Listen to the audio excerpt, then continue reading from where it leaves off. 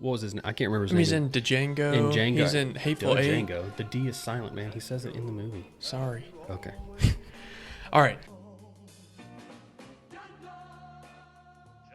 Hey, what's up, everybody, and welcome to the show with the other guys. I'm Joel, and this is Bo. Most of our conversations were surrounded around movies, so we decided to start this channel to create fun conversation about something we love. And to hang out. Yeah, and to hang out, because we're best friends. Best buds. Today we'll be discussing our top 5 favorite actors and actresses with some honorable mentions along the way. Mm-hmm. So we're pretty excited about that. But first, Bo, go ahead and tell everybody about an update of what's coming up in the next few weeks on our channel. So, like the first 2 episodes, all we did was list. This is episode 3. We've done list because, you know, being Corona, there's not a ton of movies coming out. But we do have some movies coming out on VOD, which is video on demand, in July. So the first one's going to be Relic. It's a movie produced by Jake Gyllenhaal, July 10th, which is today. So it'll be on Amazon and Google Play. You have Andy Samberg's new movie. It's called Palm Springs with Kristen Milioti, the girl from How I Met Your Mother, the mother. Mm-hmm. It's got pretty good ratings, 98% on Rotten Tomatoes so far. That's a Hulu original today on... today. Then you got the Rental, the Dave Franco movie in July, like the end of July. There's no, not sure where that's streaming yet. Hamilton obviously got released on Disney Plus. Greyhound was released in June, but it's now appearing on Apple TV. That's Tom Hanks' war movie. John Lewis is a documentary about John Lewis and his civil rights stuff in the 60s. And then The Old Guard, which is coming out today with Charlize Theron, action movie on Netflix. Yeah. So those will be on the channel soon. Yeah, good stuff coming up that we have in the near future, so we can actually start reviewing some new stuff, some new content, not just list all of our because we're going to run out of lists at some point. Yeah, so today we still have another favorite list, so you can get to know us a little bit more. I know that we have talked about our favorite movies and then some of our favorite Star Wars moments and throughout all the time of Star Wars. So that was the first couple episodes, and with it being episode 3, we want to just list not just anything about movies, but some of our favorite people who star in those movies. So the reason why we go to movies. Yeah. So, Bo, go ahead and if you want to jump in and tell us your number 5 favorite actor. We're doing actors. Okay. My number 5 is I went back and forth on number 5 a lot, but my number 5 is Ryan Gosling. And like I was telling you before we started, he's just witty and he's funny, and he brings that to like serious movies, but he's serious. And I just love, he's hilarious to me. He's so good at being serious, but also good at being like comedic relief. So, you know, Drive, La La Land, I thought he was great. Remember the Titans? Remember the Titans, man. The Notebook. Best football movie, best sports movie of all time. Second. Not Rudy. Second. And then Crazy Stupid Love, all great movies. But that's my number 5 is Ryan Gosling. What's yours? That's a good one. I like Ryan Gosling. I don't have him on my list, but he is great. My number 5 is Tom Cruise. And okay. I feel like he has maybe the number 1 like action movie star in the past 20 years. Yeah, which is crazy because like some of his original movies, like he didn't get into action until like his mid to late 30s, I think. Mm-hmm. Like it wasn't until like later in his career, and he was like, you know what, I'm gonna do action movies now, right? And so even the stuff before that, like A Few Good Men, I mean, amazing movie that doesn't really have any action in it or anything. It's just deliberation in the court of law. Yeah. And so that, and once he moved into action movies, I mean, yeah, he may be one of the best action movies. I mean, the Mission Impossible series is like, I mean, they have progressively gotten better. I don't know if you saw Fallout. Yeah. Fallout. Best one of the series. The latest one. I mean, I don't understand how the man continues to get better with time. Those Mission Impossible He's like movies. 50-something now? I don't know his exact age. I think he's in his mid-50s. Yeah. And he's still like doing his own stunts. He like broke his leg during Fallout. Yeah. I think the biggest sell for me and why he's in my top 5, on top of him just being an amazing actor in action movies, and I love action movies, so obviously I love him in movies. So, but I think he just cares a ton about wanting to win the audience over and create a great experience. Yeah. Right. So, if you think about like Tropic Thunder. I don't know if many people know he's in Tropic Thunder with that whole crew with Ben Stiller and all them, but he's a cameo in that movie. But he does literally the best cameo movie of all time. Okay. And just to increase the movie experience for those people. He's the kind of person that brings people to see the movie just because he's in it. Yeah. So he's actually 58. 58? He'll be 60 in 2 years, which impressive. is nuts. Okay, number four. Number four for me. The best method actor of all time. I think he has produced the best acting performance of all time. That's my opinion. Is Daniel Day-Lewis. He's only been in like 20 movies, maybe, and a lot of them are like he's been nominated for 6 movies. He's won 3 times. But I think Lincoln is the best acting performance I've ever seen. I mean, Heath Ledger was amazing as the Joker, and then Rami Malek a couple years ago in Bohemian Rhapsody. Like, if you watch Freddie Mercury, like his videos, and then you watch Rami Malek, it's like, whoa, it's weird, uncanny. It's like which one, but it's awesome. But Daniel Day-Lewis, like I said, best method actor of all time. He picks the right roles and he kills it every single time. Yeah, he does a great job. Number 4 for you. Go ahead. So my number 4, and I didn't really know this was my number 4 favorite actor of all time until like I really started looking at all of the movies that I rewatch a ton and the movies that I just love. Mm-hmm. And this guy is in so many of them. And is Samuel L. Jackson. Oh, yeah. And he is in so many movies, and he's not like a primary character in many movies, but he's in so many movies and just enhances the movie to the nth degree. Like, he just makes almost every movie that he's in better. I listened to a podcast that talked about Samuel L. Jackson briefly, and they said that he has to be the best supporting actor of all time because he's like you said, he's rarely the main guy. But as far as like supporting, he's the best. Yeah. He's got to be. That's a good person. I didn't even think about it. I mean, Mace Windu, Pulp Fiction. What was his name? I can't remember his name. He's in Django. He's in Hateful Eight. Django. The D is silent, man. He says it in the movie. Sorry. Okay. All right.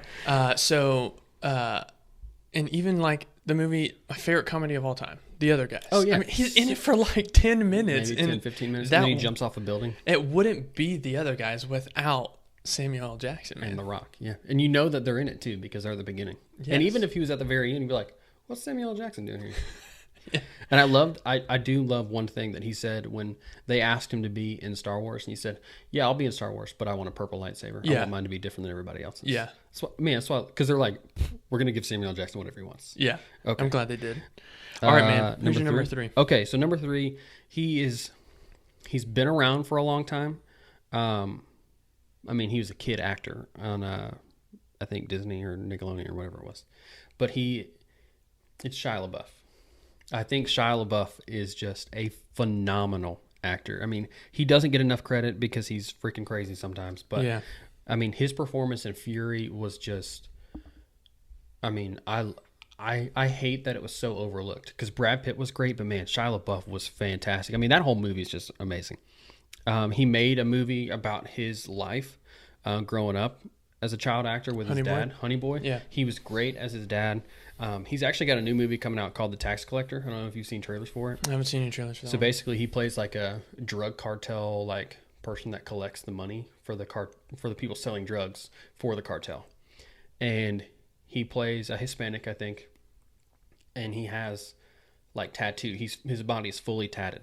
Yeah. Okay. So I've heard about he actually tatted his whole body. Like it's a legit thing. He is like. So this is a for real thing. This is real. I read something like an article heading. I was like, I'll go back and look at this later. He actually did that. He tattooed his full torso as his form of method acting, which is to the extreme. Like, I would never tattoo my body for a movie. Man, I would tattoo my body just for fun, but never for a movie because you can't get those off. I mean, you can, but I guess he's got the money for it. But anyway, Shia LaBeouf, I love him. I love everything he's in.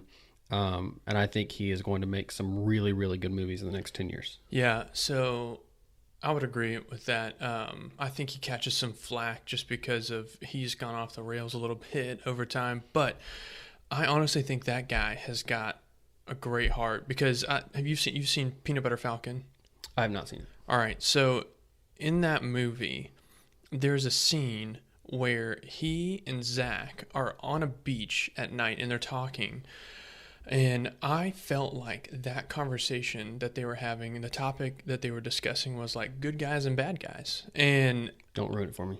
I'm not going to ruin it for you, but they were talking about the difference between like, hey, you may make some bad choices or things may not go your way and you feel like a bad person, but inside, like, you got to, like, you could make some bad decisions in life, but you got a good heart still and you're a good person. And I felt like that was a genuine conversation. And that he wasn't was saying that about himself, maybe. Yes, I did not think that that was acting at all. And it was so believable. And because I think it was real, I think he was having a genuine conversation with Zach at that moment. And anyway, I think he catches flack, but I think he's got a good heart, man. He does. Okay, go ahead with your number 3. All right, number 3 for me is Christian Bale. Okay. So I think he'd be on a lot of people's lists. Yeah, I think Bale has been in a ton of really, really good movies, and I feel like I just rewatch his movies a ton. And like right now, going back through watching the Batman Dark Knight trilogy, and I know he catches some flack with the voice, and yeah, but I mean they all. But do. I mean, it's the Batman voice, and like I don't have any weird voice. Yeah, I don't have any problem with him talking like that. So I mean, I had a problem with what's the other guy's name? Ben Affleck. Affleck Did not like him. So yeah, and I think it's tough for him because he came after Bale, who anybody that comes after Christian Bale's can. I know it's not going to be able to live up to the standard. Like he is the standard now, and so. I just love those movies. I loved him in The Prestige, great movie. Even in that movie, you just look at it like, I don't know who I should be rooting for. Am I rooting for Jackman? Am I rooting for Bale? I don't really know who I'm supposed to be rooting for now. And both of them are so convincing, but it's because Bale, I feel like it was a reflection of how he does his acting in life. Well, he's so committed to each role. And he's a method actor too. Right. Like between him and Matthew McConaughey, have you ever seen anybody lose more weight and gain more weight as quick as they have? I mean, did you see the movie Vice where he plays Dick Cheney? Yeah. Crazy. Would never have known that was him. No, would never have known that was Christian Bale. But then you watch The Machinist and he's like, are you going to die? Yeah, seriously. So, and the fact that he was able to go from The Machinist and then Christopher Nolan went to Warner Brothers was like, listen, I know the guy. And they're like, is this guy doing The Machinist? And he's like 120 pounds. Yeah. And then he put they're on like, that's not the guy that's going to be Batman. I think he was like 220 all muscle. Yes. Yeah. In like a couple months. It was crazy. Yeah. They even had to tell him like, dude, you put on too much weight. Like you got to slim down because you're not going to fit in this suit because you're too jacked right now. So anyway, I would never be upset if somebody said you are too big to be Batman. You are too jacked to be Batman. I'd be like, thank you. Thank you. Cool. Yeah. All right. So that's my number 3 favorite actor. So number 2 for you, man. Okay. The GOAT, Tom Hanks. I mean, have you ever watched a bad Tom Hanks movie? No. Toy Story, Forrest Gump, Saving Private Ryan, Green Mile. We could go on and on and on and on and on and on. And like I said, he's got a new movie coming out with this is the war movie Greyhound. But man, I really feel like there's no way to describe him other than saying Tom Hanks. And you're like, yeah, I got you. So that's it. That's all I got. Tom Hanks. I will go see a movie just for Tom Hanks. Nice. Go ahead. My number 2 is DiCaprio, Leonardo DiCaprio. Yeah. And again, every role, I feel like he is a person you go to the movies. If he's in a film, you're like, oh, that's Leonardo DiCaprio. But like, I feel like his like persona of his magnitude of like everybody knows Leonardo DiCaprio, or most people know who Leonardo DiCaprio everybody is, knows who right? that is. And so with that being the case, I feel like he is just so convincing, and you don't go into a film going like, oh, that's Leonardo DiCaprio. You feel like you're watching the person that he's portraying, or he's the person that he's trying to be in that film. Like, right. I don't think his like famousness or of the magnitude of his name overshadows the characters he ever plays. Yeah. Like Schwarzenegger, like you go and you feel like, oh, we're going to watch a Schwarzenegger movie right now. Right.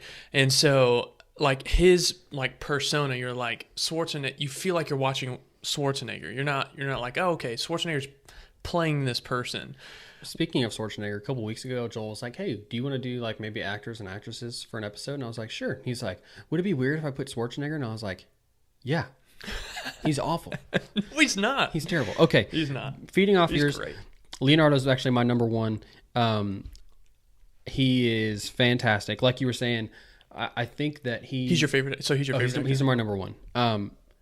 Again, I will see a movie just because he's in it, even if it's weird. Like Blood Diamond was weird. His accent was weird. I didn't like it, but I liked the movie. Anyway,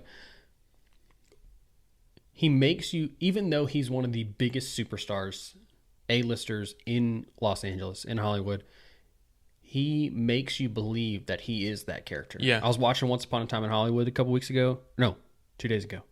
And I was like, man, I love Rick Dalton. Like, I wish there was more Rick Dalton movies. I know, right? Because I thought he was Rick Dalton. But even like, I mean, The Wolf of Wall Street is one of the best performances ever. I mean, if you haven't seen that movie, it's a little over the top, but that's Scorsese. That's what he does. But man, he's great in that. What's Eating Gilbert Grape? I mean, he won for The Revenant. I don't know that he should have. I mean, he like literally got hypothermia because he stayed out in the woods for that role. So like, he's got his own form of method acting. It's not super extreme, but he's just so good at convincing you he is that character. Right. Like, you feel like Rick Dalton is a real person.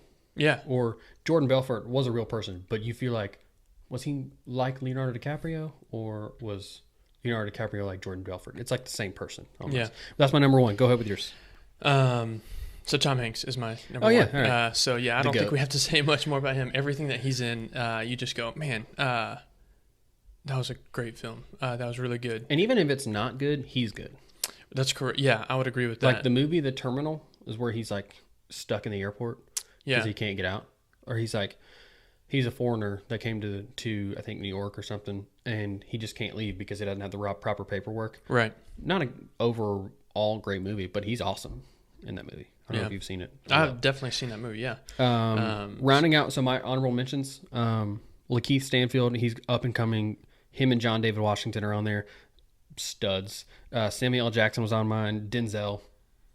I mean, he's another GOAT. Amazing. And then another great, just, I will go see whatever movie he's in other than The Happening. That movie should never have happened. This is Mark Wahlberg. That movie is terrible. I'm sorry. It's awful. Yeah, I like M. Night pretty good. Yeah. You know, except that movie. That movie's terrible. He's great, but when I was excited to go see it, and then when you went to go see it, I remember you were like, don't go see that movie. Don't see that movie. If you're going to watch that movie, watch it for free when you have an hour and a half to do nothing. Yeah. So I was glad I didn't go see that in theaters and spend money. Don't watch it. Anybody else honorable mention? No, just those 5. Yeah, those are great. So I have some similar ones. So Denzel Washington, amazing. My favorite sports movie of all time.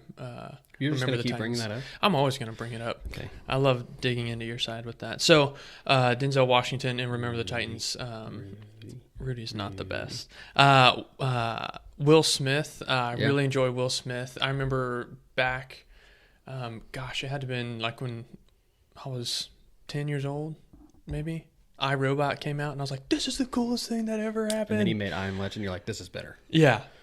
And then he made 7 Pounds. You're like, okay, he can be real. He can do both. Yeah, like he can do action movies. He can do like, hey, I can dig at your heart. If you have not seen 7 Pounds, watch that movie. Yeah. I mean, amazing. It will pull at your heartstrings. Legitimately. Like crazy. Okay.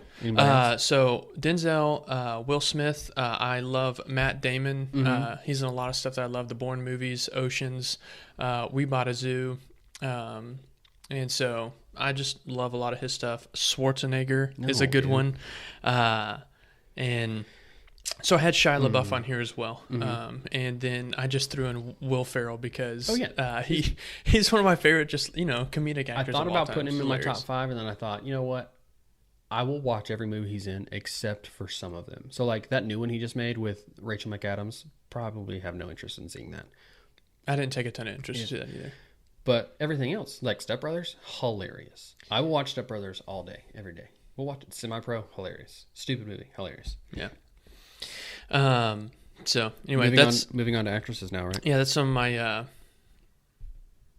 honorable mentions. So okay, yeah, moving on to actresses. Who are your favorite actresses with your number 5? This was tough for me to put a top 5 because I could think of like 10 to 20, so it was tough for me to come up with a top 5. So I even like changed 1, 2, and 3 stay the same, but 4 and 5 switched a ton. And then it just took me a minute to remember some of these people. So number 5 for me is Octavia Spencer. I think she's similar to Ryan Gosling, where she has that comedic relief, but she's super serious in super serious roles. Like, she was fantastic in The Help. It's the first movie I ever saw her in. I've loved her ever since. One of her recent movies is called Ma. I don't know if you've seen that one. Haven't seen Ma. It is an hour and a half of just like, what is going on? She's just goofy and creepy and like. Is this the one where? So I have heard of this movie where she has like the kids. Kids come over. Like, if you're gonna party and drink, come to my house. Right. And at first she's super cool, and then she turns out to be super creepy. Yeah. But number 5 for me is Octavia Spencer. Nice. So we were talking about this person earlier, and it just jogged my memory. I'm like, oh my gosh, she is so good. And started out on, I think it was Disney Channel, Zendaya. Oh yeah. And just as she's progressed and gotten older, she's now in the Marvel Cinematic Universe in Spider-Man, and I love her rendition of MJ. She's great. So like, I feel like my Spider-Man is Tobey Maguire. Now, the third one is like, all right, Sam Raimi, what were you thinking, man? Yeah, when he does that walking down the street, I literally wanted to throw up in my mouth. Yeah, it's like, hey, there's no way with these first 2 movies we could ruin Spider-Man with a simple dance. They did it. They figured out a way to do it. 5 seconds of ruining a movie. Like, yeah.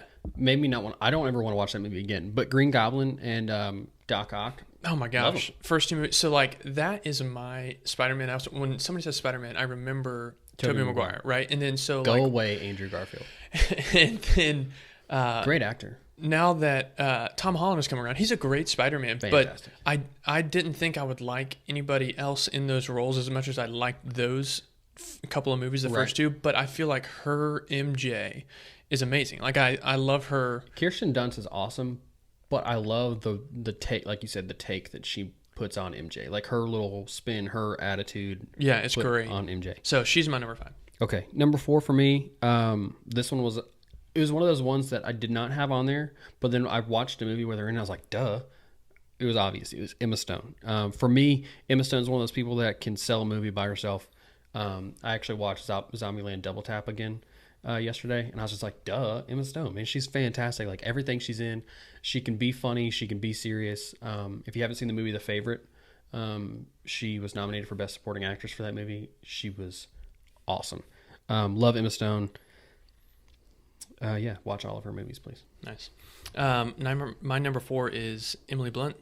Oh yeah, I think she's great, and she married the best dude ever. Yeah, John Krasinski.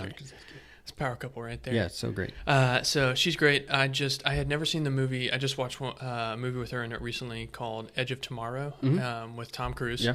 And that's the one where it's like repeating. Yes, yeah. And you would think, like, when you look at the trailers, like, this is going to be a weird sci-fi kind of movie, but it's not. It's got like great comedic relief. They're both pretty funny, and I love Tom. And you think he's just going to be like this guy who runs in like normal and he saves the day, like Ethan Hunt style, but he's actually like this wimp who is like afraid of fighting at the beginning of the movie. He has to learn as he is like dying over and over again. It's like a version of Source Code. Did you ever see that one? Yeah. It's kind of like that. Yeah, it is a version just like that. So, but I loved her in that. I thought she did a great job meshing with Tom Cruise in that movie. So that was just one recently that I watched her in. And obviously with John in The Quiet Place, she's amazing in that movie. Man. So I know that she didn't actually give birth in that bathtub quietly, but I believed it. I thought she was. I was like, man, this is real. Yeah. And when she stepped on that nail, I was like, oh yeah, you literally felt the pain, like, going, oh my gosh. And then you like go back and watch it again. Like, I skipped that part because I watched it again recently. I skipped that part because I was like, I'm not gonna watch that nail go in her foot again. Yeah. Number 3. That's my number 4. Yeah, number 3 for you. Okay, so number 3, maybe the best up and coming actress. She has 4 Oscar nominations, and she's like 26. That's impressive. So I think I'm saying this right. I think it's Saoirse. I think that's how it's pronounced. Saoirse Ronan. Saoirse Ronan. I'm pretty sure it's, or Saoirse, but I'm pretty sure it's Saoirse. She's amazing. She's like the new Meryl. You know how Meryl Streep's been nominated for like every movie she's ever been in? Yes. That's Saoirse Ronan. Like, she was nominated when she was like 12 for Atonement. Really? Yeah. If you haven't seen Atonement, Atonement is one of those movies that like stuck with me for a little bit. Made me think about it. She's fantastic. Little Women. If you haven't seen Lady Bird, it's on Netflix. Super weird, hour and a half, but she's awesome. So number 3 is Saoirse Ronan. Nice. So my number 3 is somebody that you have already mentioned, and I think what sold me on her was a movie called The Shack that she was in, Octavia Spencer. I have not seen that one. So if you have not seen The Shack, it's another movie, just like we were talking about with Seven Pounds, that it will pull on your heartstrings like crazy, man, and feel all the emotions of forever that have ever been emotions. And so I think that just sold me in that movie with her. And I have it's got Sam Worthington in it. Yeah, Sam Worthington is in great. it. I mean, amazing film. And I highly recommend that movie to anybody and everybody. And I just loved her in it. And so anyway, I don't want to give anything away from that movie, so that's all I'm gonna say about that. But other than that, she's just amazing in everything she does. Now I gotta go see Ma. Dude, it's weird. It's so weird, but I love it. Like, it's so goofy, but like, it's not super scary. It's more like, it's a thriller, but it's just like, it gets more and more uncomfortable as the movie goes on, and you like feel it because she's uncomfortable. Right. Number 2 for me is gonna be Florence Pugh. She's another up and comer, like Saoirse Ronan, but I think she's a little bit newer. I think she has incredible potential. She was in a movie called Midsommar, which is basically like this weird cult movie, and it was kind of like uncomfortably long. Didn't need to be that long, but you're like, what is happening in this whole movie? But she carried that really well. She's also in Little Women with Saoirse Ronan, and they were both just like, they're going to be wind up being a dynamic duo. Like, I would not be shocked if you see them in several movies together. She's going to eventually carry movies by herself. She's going to start getting... I'm so sorry. She's going to start getting Oscar nominations, and the Academy's going to start really looking at her for her performance. Okay, Florence Pugh's my number 2. Good. Okay. With your number 2. My number 2 is Sandra Bullock. Yeah, that's a good one. And I think I just love her movies because of a couple different movies. The Blind Side, obviously. Don't say The Blind Side.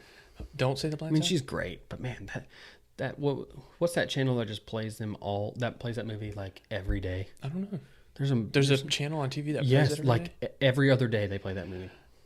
It's a great movie. It is a good movie. She's great. She does a great job. Great story. And I love her because of that. I love her because, and one of my favorite rom-coms, The Proposal. Great flick. Mm-hmm. Maybe my favorite rom-com of all time. Love Ryan Reynolds in that movie too. Yeah. And then on top of that, my mom's favorite movie is not Sleepless in Seattle, While You Were Sleeping. Okay. And it's more of like a Christmas movie. You never seen that one? Nope. Yeah, While You're Sleeping, great movie, and she's just great in all of her films. So she's my number 2. I'm interested to see what your number 1 is because we didn't share our list, so I honestly have no idea who his number 1 is going to be. But my number 1, who I know is not on your list, her name is Jessica Chastain. Oh yeah. Yeah, I think she is. I thought she was great. She was great in Interstellar. She was really great in Zero Dark 30. And then I watched this movie that resurfaced on Netflix from a couple years ago. Yeah. Called Molly's Game. Mm-hmm. And she is the sole character. There's a lot of other smaller people, but she is so good in that movie that there will never be a movie that she releases from now on that I won't watch. Yeah, I like her a lot too. She's great. She is so good. For me, she's number 1 just because like there's just something about her that just attracts me to a movie. And like I said, I'll see it just for her. She could sell a movie by herself. She Jurassic World? Nope. As well? That's Bryce Dallas Howard. Oh, that's Bryce Dallas Howard. Yeah. Very similar. I understand your confusion. Yeah. Go ahead with your number 1. My number 1 is Charlize Theron. I like her a lot. Again, I love action movies, and I think she's great at action movies. I mean, Mad Max Fury Road is one of my favorite action movies of all time. Mad Max Fury Road, her in that. As Furiosa, I mean, she was great, and I think she's just great at action movies. And I feel like every movie that I have seen her in, I feel like she's, for the most part, isn't like the prominent focal point of the movie and saying like Charlize Theron is in this movie. Mm-hmm. Like you see the big name like the Tom Cruise, the DiCaprios, and Tom Hanks. You're like, oh, those people are in this movie. I think Charlize gets marketed like a part of movies, but then like you go to a movie, you're like, oh my gosh, Charlize Theron is in this movie, and she was amazing. I think you're going to start seeing, just going off what you're saying, I think you're going to start seeing a serious increase and incline of female actresses or female actors, I guess, being the only person that is like to sell the prominent role. Yeah, I really think that you're going to see that because a lot of these women like are overlooked. Like you said, movies sell with like Tom Hanks and Leonardo DiCaprio, but so many of these women can sell. But she's so good, right? So many of these women can sell movies by themselves. So I think you're going to start seeing an upward incline of women directors. After Greta Gerwig has like just taken over the female directing, and she is going to win Best Director soon. But I think you're going to start seeing an incline of movies with the sole character, like the main actor as female characters, because all these women can carry movies by themselves. Yeah, total agreement. Okay, so go ahead and if you want to give us a few of your just quickly honorable mentions. So Vera Farmiga, she's fantastic. Halle Berry, Amy Adams, Margot Robbie, Zendaya was on mine, and then Viola Davis. Nice. Those are great. I have Viola Davis on mine as well. I think she's awesome. I have Amy Adams as well, and I have Anne Hathaway. Yeah. Oh, yeah. Yeah, Anne Hathaway's great. And then Evangeline Lilly, I think, because she's now become a part of the MCU. She was in The Hobbit. And Lost. And then Lost. So she's just been some of my favorite stuff, man. She kind of went away for a while. Yeah, she did. And then she'll, like, come back in and like, oh, my gosh, she's in some great stuff. Yeah, wait a second. So she's Evangeline Lilly's great. And then, obviously, the great Carrie Fisher in Star Wars. Oh, yeah. Rest in peace. Yeah. So... those are some of my honorable mentions, and I think that's all we have for you today. That is some of our top 5 and honorable mentions of actors and actresses.